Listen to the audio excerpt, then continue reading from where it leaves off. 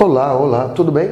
Vamos falar agora do Viagens na Minha Terra, essa grandiosa obra do Almeida Garrett de 1846. Tudo bem? Este livro é o livro mais complexo para os estudantes, para os vestibulandos, né? Ou seja, o grande terror da obra da FUVEST. Vamos tirar então todas essas complexidades dele. Embora seja um livro complexo, é uma obra, um romance híbrido. Então ele vai misturar elementos diversos. Ele mistura linguagens, estilos, ele mistura gêneros.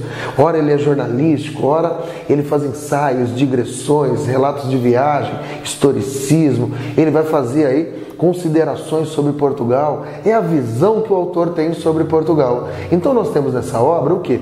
Nós temos um livro em que o Almeida Garrett vai colocar, na verdade, todas as suas ideias sobre Portugal, as ideias críticas, inclusive, né? Então ele faz uma consideração crítica sobre o momento histórico de Portugal e que Portugal estava em crise. Ele coloca como pano de fundo uma guerra, a guerra liberal, né? Ou seja, os liberais e os conservadores, os liberais comandados por Dom Pedro e os conservadores absolutistas liderados por seu irmão, o infante Dom Miguel.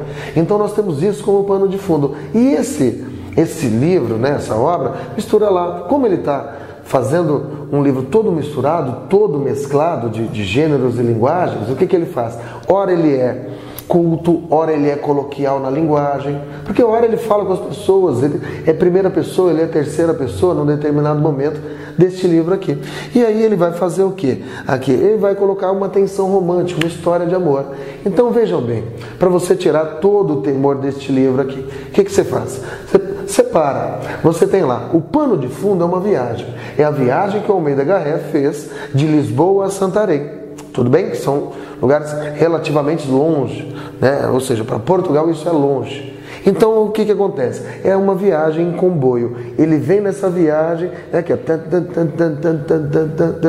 ele vem nessa viagem, e nessa viagem ele faz esses relatos. É como se ele estivesse contando isso para as pessoas que estavam com ele ali naquele comboio. Então ele vem. E aí no meio ele mistura, ele coloca uma história de amor. Então ele mescla tudo isso, ele faz essa mistura, né, na verdade. E aí o que nós temos? Olha só. Então ele nessa relação toda, você lê o primeiro, o segundo, o terceiro, o quarto, o quinto, você fala, nossa, não estou entendendo nada, porque cada capítulo ele vai para um lado, ele fala sobre uma coisa, ele fala e critica até o modo de fazer literatura romântica. Tudo bem que aqui é um modelo, então ele vai fazendo considerações, ele tem diversos olhares, diversos lados. Isso justifica o nome da obra, ou seja, Viagens na Minha Terra, mas ele só faz uma viagem.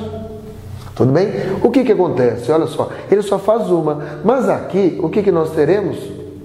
As viagens, cada lado que ele vai, cada caminho que ele está colocando, cada ponto de vista sobre a natureza, sobre a política de Portugal, sobre a condição econômica, sobre os liberais, conservadores, todos esses pontos de vista sobre a literatura, sobre a história, tudo isso aqui são as suas diversas viagens.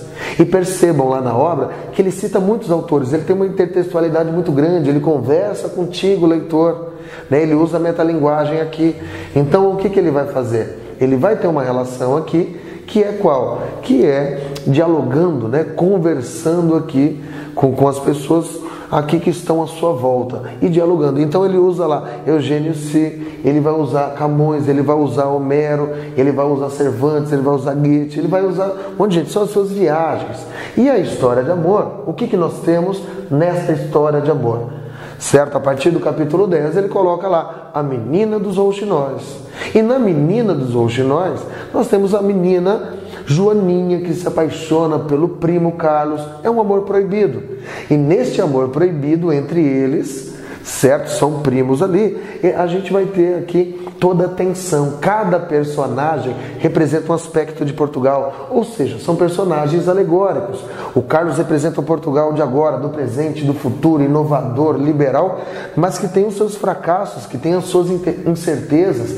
Portugal que não avança, Portugal também que tem a sua vida provinciana, ele representa tudo isso. A menina Joaninha Pureza, o Frei Diniz, certo? Representa o quê? Representa lá o Portugal do passado, certo? O Portugal absolutista, com aquilo que sobrou de bom e de ruim, né? A Dona Francisca é Portugal, é a prudência, né? Avessa mudanças. Então a gente tem tudo isso, né? A cegueira dessa senhora também tem relação com isso. E aí o que acontece? Nós temos aqui, nessa obra, essa tensão e essa história de amor. O Carlos faz uma jura de amor para Joaninha, ele que participa da guerra liberal, né, da Revolução Liberal. E aí o Almeida Garrel, o autor, havia participado ao lado de Dom Pedro também.